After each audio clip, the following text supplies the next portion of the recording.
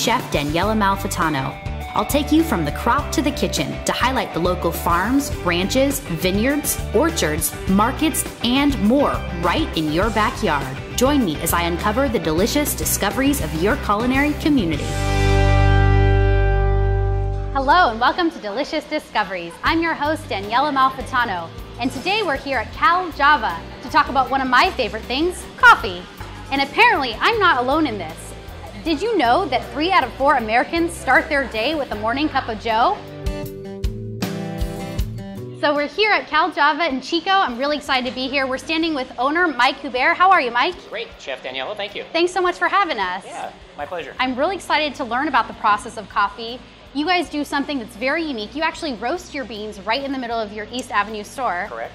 I can hear the machine. We'll get over there in a couple minutes and talk a little bit about the process, but I'm more curious at this point to know, how'd you get your start?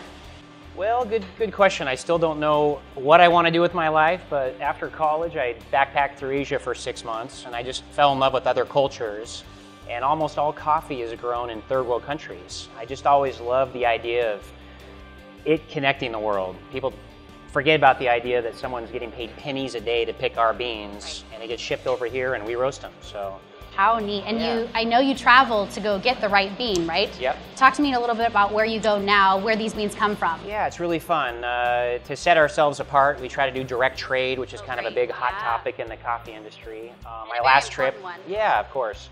My last trip was El Salvador. We're trying to find farmers that can get us quality coffee year in and year out. It's an agricultural product, so it changes every year. Yeah, definitely. Rain, the sun, the soil. The coffee I get next year will taste nothing like this year, right. But if they put money back into their farms, we're assured we're going to get good quality coffee year in and year out. So we want to have those relationships. And you can also keep that consistency in the flavor of your coffee by keeping good track of how you roast it. And I know I've talked to your roaster, Mel, over here, who's explained how specific the process is. So let's go and show me how you guys roast your beans and how you time it and keep great consistency on that flavor. Okay, sounds great. All right. So we're here standing right next to this beautiful, loud machine with Mel Krug, who's our roaster, our official roaster of Cal Java. He's going to teach me a little bit about what he's doing right now. So he's going to take these beans out and put them in the cooling. I'm right now.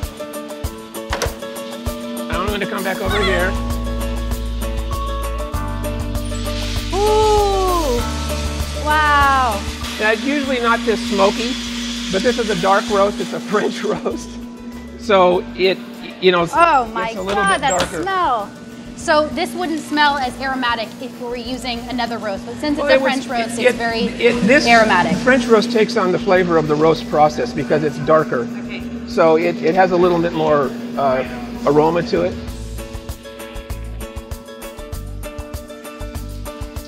And you can see, if this is a lighter roast, you see them kind of spilling out? Yeah. It's because they've plumped up more than if I roasted it lighter. You asked me about the difference in size. Yes. So Mel was explaining to me earlier, raw beans actually plump up during the roasting process just like popcorn would, because it loses a significant amount of their water content, which is really fascinating to me because many people probably don't know that, but a raw bean, he has them over here in a bucket, looks significantly smaller, sort of a little bit larger than maybe a barley grain, if you would, which is very fascinating compared to the beautifully roasted, I won't touch that, French roast here, which are much more plump. Really interesting. Now this will take about 5 minutes to cool down. And what this does is it reverses the airflow in the roaster and pulls the air through this floor that's perforated so they cool. Because if we just pile them in a pile hot, they'll keep cooking. And while we let this go through the cooling stage, can you talk to us about first crack and second crack and the process of roasting and the stages that happen? Well, there's 2 events that we call first crack and second crack that happen during the roast. And they give us an idea of where the roast process is. First crack is not as critical probably as second crack because we let it go through first crack. But second crack is going to tell us it's going to be toward the end of the roast. And if you want a lighter roast, you're going to drop it before second crack. And if you want a darker roast, you're going to drop it at second crack or right after second crack. Okay. And there's actually a way you can tell before second crack comes, because the exterior texture of the bean changes, so you can actually anticipate the second crack and drop it before it happens. Interesting. And this is so specific that Mel actually keeps a stopwatch running the whole time to sort of keep track of what's happening at each stage, first crack and second crack. And he does that to ensure consistency in the flavor of the bean, because they have a lot of customers that have been coming here for many, many years. So that's really, really good to know. You guys take good care of your product. We try. And I heard somewhere, correct me if I'm wrong, that a French roast has less caffeine than a light roast coffee. That's true. The longer you roast it, the more caffeine it cooks out. I see. But it's not real signitigant. It's not as far as milligram per milligram. Okay. So Mike, I'm really interested to learn about the different types of, the different times of roasting that we have here. So walk us through the state from the natural bean to a light roast to the darkest roast. Okay. So, this is the inside of a bean. 10% of the time you have a single bean that fuses together. It's called a pea berry. 90% of the time, this is what you get is two halves. So Mel and I will roast coffees to a certain degree and we'll cup them afterwards, which is kind of like wine tasting. You kind of slurp and spit. This is a breakfast blend, which is a really light roast, so we've dropped it right as it hits second crack. And this, as you just saw, is a French roast, which we take much darker. So the longer you roast them, the more roasty flavor you get. The lighter you roast them, the more inherent bean flavor you get. Okay, good thing to remember. And not only is the size different and the color is significantly different, but the third difference that I can tell here is the oil content. These French roast beans are super oily in comparison to the brook trout, which is the lightest brew that you guys roast here, which is dry almost in comparison. So why is that? Well, the longer you roast it, the more natural oils are coming to the surface. So you get the sheen. And then actually the age. Right. We like to keep coffees around no more than about a week, but the longer you would keep it at your house, the more oil you would get on both degrees of roast. I see, really. okay. And what's your favorite brew on the menu? I'm just curious. Well, I could probably guess, but I want to know. Well, it's funny you say that because my old roaster just brought us back some Kopi Luwak, which is the most rare coffee in the world. Oh, I think I where know what the that civet is. eats it. And poops it out. Poops it out. Let's go try that. It's the best coffee I've ever had. Okay. Well, I want to get to tasting and maybe try my skills as a barista. Sounds great. Sounds great.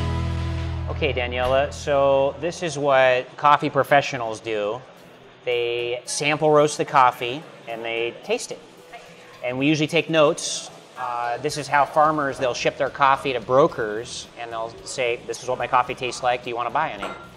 So we usually always cup one coffee against another just as a point of reference. Okay.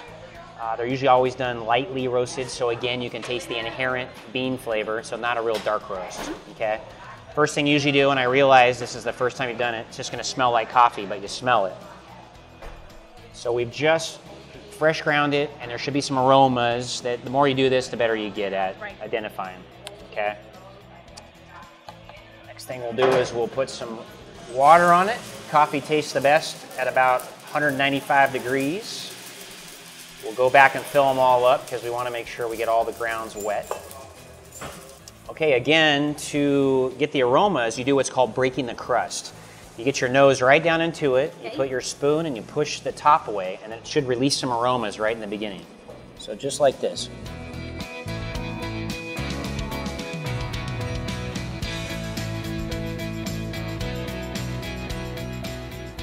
So what we're going to do is just try to scrape the grinds off the top, and we're going to knock them right in here, okay? And then what we'll do is we're going to take a little bit of coffee in your spoon, and we're going to aspirate it kind of as aggressively as we can, because you've got these taste receptors on your tongue. You want to feel the body on your tongue.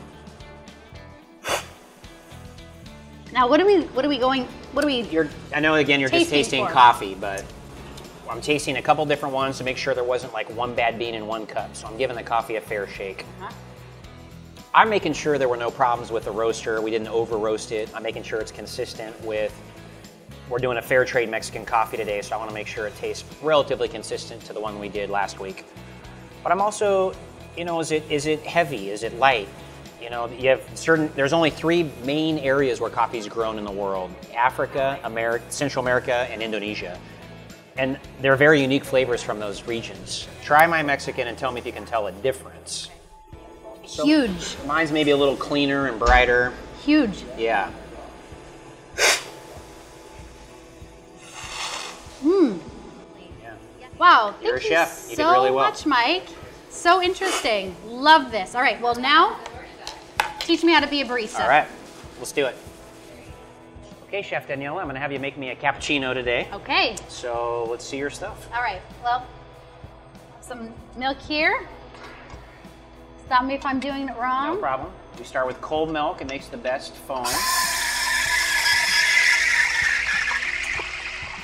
Perfect. We want that little hissing noise right on the top. If it's a little too much, we're going to go up a tiny bit because we don't want big bubbles. We're going to go down just as we hear that little tiny hissing noise. And it's a pretty powerful machine, yeah, so it's going to get out of control. And it's at 145. Perfect. So I was always taught to... Yeah, what does that do? That will settle the foam, okay. and it'll pop some of those big bubbles on top, so right. cover some sins. Perfect. So we cover some sins. We'll let that sit. I'll clean this for you. Yeah, it's just one of my pet peeves. Keep the machine clean. And then turn it on to release the with calcium. that on it, right? So we don't want to blow stuff on you. There you go. That's good. Perfect. Okay. All right. So take our bleach water towel out of the way. You probably know it from our restaurant. Now I'm going to get a couple knocks out of this machine. Okay, so we're actually going to grind some fresh espresso. And I was just telling you that 5 different beans, different roast levels. So I want some light roast, dark roast, mainly because I think those beans taste really good at that roast level. Cool, okay. Some Brazilian beans in there and some Guatemalan beans. We have a lot of different flavors in there. 5 different beans in the espresso blend. That's awesome. Okay, so now we're going to tamp that basket full. Go ahead.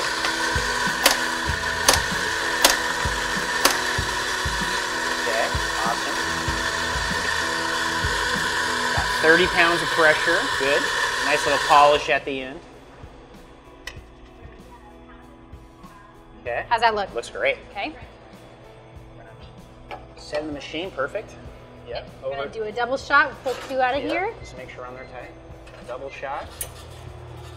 So we want about 25-second shot, warm honey. Oh yeah. That light brown foam is a crema. That's where a lot of the flavor is. So now we'll pour the shots in your cappuccino mug. And is there a way that should I just be really gentle not to break the crema? Yeah. Okay. We're gonna try your hand on a little bit of art on your cappuccino. Ooh. So we're gonna get the espresso down in there, which is obviously a dark color. Okay. Still has a nice crema on top, so that's good. Let me get this out of your way. Okay. Now I'm gonna let you pour in one corner slowly, and at the end I want you to knock your wrist over, and then I want you to try to make a little decoration with your tip. Okay, so I'm gonna start, keep it here the whole time. Right here, real slow until you get about I see. halfway up, and then I want you to go a little faster and tilt your wrist. Okay, and now I want you to try to get some of that foam on top right out in the cup. And I want you to try to now come across it close. It's a good start. You had good foam. No. Oh no. Well, your first latte art. My first latte it's like a layer art. cake. That's really tasty. I know it's not pretty, but it's darn good. Thank you so much for You're having welcome. us Thanks here. for joining us. This was really fun. I've learned a lot, and I can't wait to take some of the coffee back into the kitchen and make something really delicious. Great, I like it. I'm thinking maybe a steak with a coffee rub. I haven't quite decided, but it'll be good. Perfect. Thanks for having us. Daniella, thank you. Hello and welcome to my kitchen. Today I'm going to be showing you how to make a delicious smoky bean and bacon soup with this wonderful coffee that we got at Cal Java Roasting Company today during our tasting. It was really, really fun to learn all about the roasting process. And today I'm going to use this secret ingredient, that is coffee, to make my smoky bean and bacon soup. So to begin, I'm going to need some bacon. So just 4 to 5 strips of regular bacon. And I'm going to begin by just cutting it in small strips.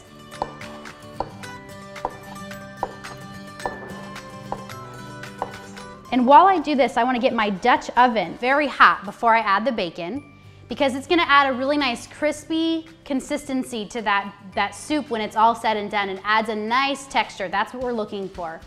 So this is ready. I can feel the heat coming right off the Dutch oven. I'm going to add my bacon.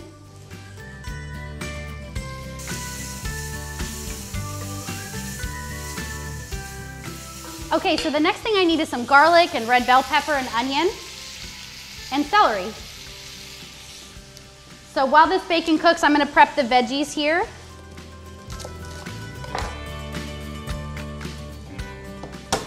Okay, so I need about 3 cloves of garlic for this. Just give it a good whack with your chef's knife. And we're gonna mince it up, so don't worry if you've smashed it a little bit, that's totally fine. It actually helps to release the oil too, so a nice hard smack with your chef's knife. Grab the garlic meat right out of the peel here, and then give it a nice rough chop.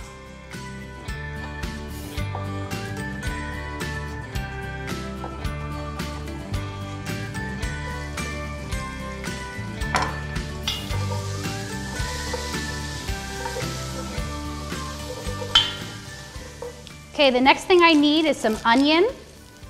You want to use one full yellow onion for this recipe.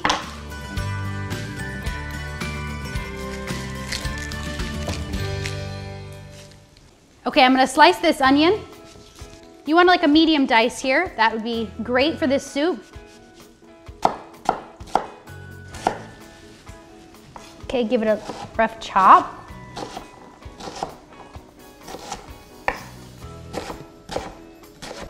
Perfect. Okay, I'm gonna add this to the Dutch oven.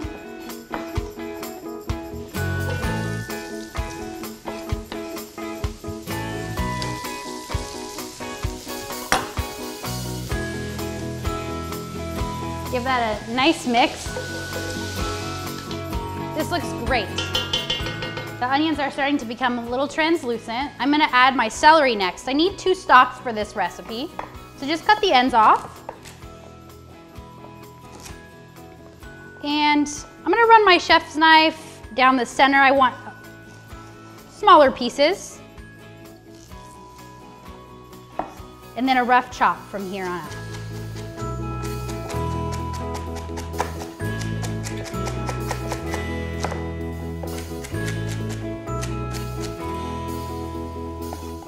Add this to the Dutch oven. Give this a quick stir, and then right back to your cutting board. I'm gonna use 1 red bell pepper for this. And I just wanna clean it of the inside seeds. You don't need that. So it's okay if you have 1 or 2 seeds. That's actually gonna add a nice slight heat to the soup. And that will actually add something really nice to it, in addition to the black pepper that we'll add, and the chipotle chili. So use every bit of that red bell pepper, give it a rough chop.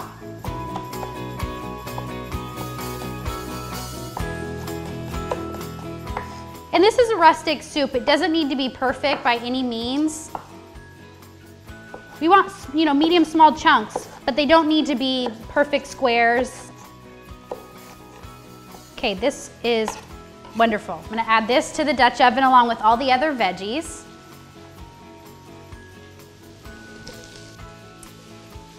All right, so give this a nice stir. I have my flame to medium-high here. I'm gonna cook this for about 8 to 10 minutes until the veggies are just soft. Before I leave it, I wanna season it with salt and pepper.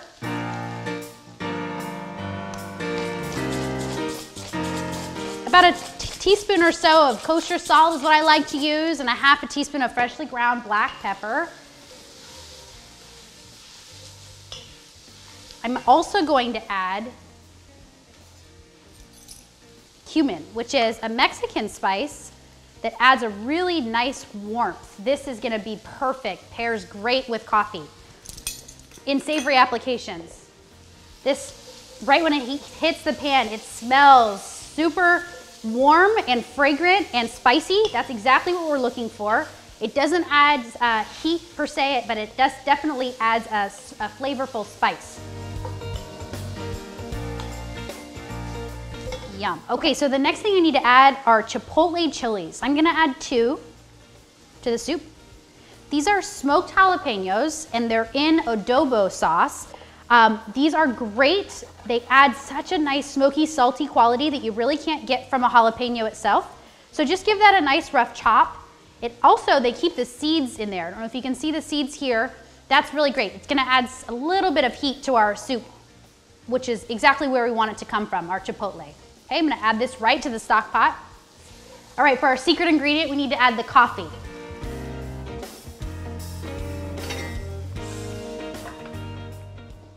All right, so I've prepared some Cal Java house blend. I need about 2 cups or 12 ounces, and I'm actually gonna deglaze this soup, this Dutch oven pot, with the coffee. So we want our flame on a medium high, which it is. All right. And as I'm pouring the coffee, I'm using my wooden spoon to pick up all those brown bits on the bottom of the pot. That's called sook. That adds all the flavor to the soup that we want. Okay, this coffee is bubbling away. Next, I'm gonna add black beans. I'm using canned black beans here. These are organic, and I'm also gonna use the juice. I just dumped 2 cans into this bowl here. I'm gonna place it right into the Dutch oven.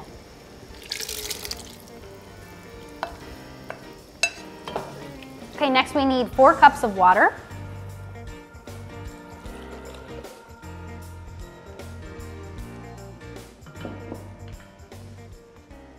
And the last thing I'm gonna add is a bay leaf.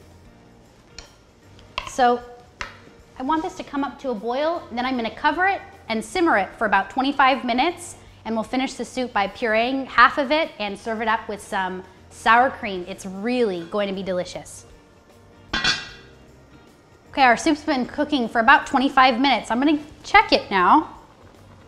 Ooh, this looks great. All I have left to do is one step. I'm gonna puree about half of this in our food processor.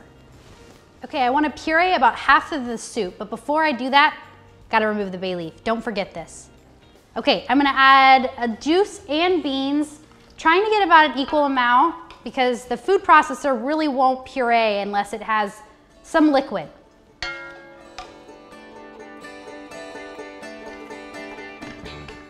Okay, place your towel right on top, so there is a lot of steam, and just pulse it. Okay, I'm gonna take a quick look. Pulse it one more time.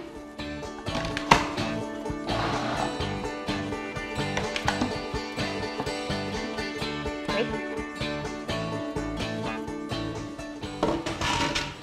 Okay, I'm gonna place this pureed mixture right back into the Dutch oven. Okay, I'm gonna grab a bowl. This is ready to serve. So the best part about this soup is that you get to garnish it with a few things. I have sour cream, some blue corn tortilla chips, and some fresh cilantro. To get that ready, I'm just gonna cut a couple leaves off the top. Give it a rough chop with your chef's knife. That looks perfect. Okay, ready to serve.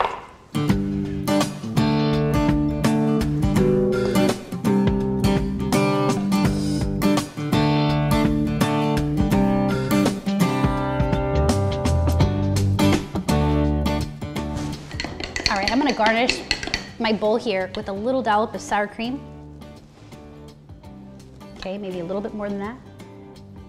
Great. And some crushed blue corn tortilla chips.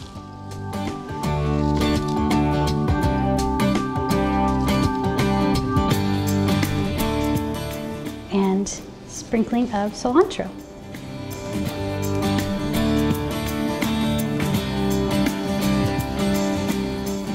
The soup looks delicious. I'm gonna take a little bite here with the sour cream and the chips. Yum.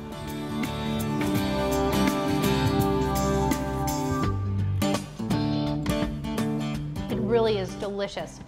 It's one of my favorite things, bean soup. Oh, you can taste the coffee just slightly, but it adds sort of a smoky chocolate flavor. It's perfect with the chipotle and the black beans and the bacon. It is really good and very easy to make. Well, there you have it. Another delicious discovery, and we'll see you next time.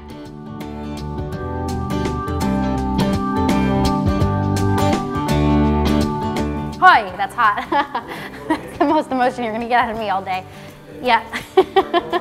We're standing with Mike, the owner, Mike Hubert. Sorry, we'll try that again. Hubert.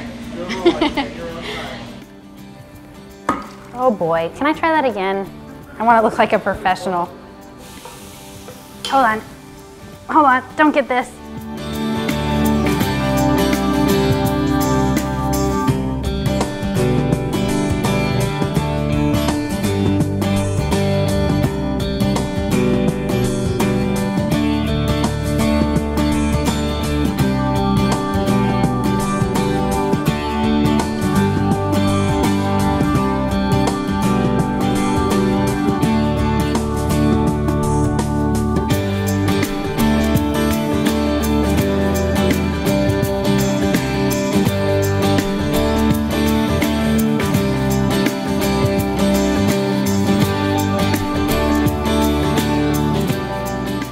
Delicious Discoveries with Daniella Malfitano is made possible by Angelina Rose Productions, with special thanks to Mooney Farms.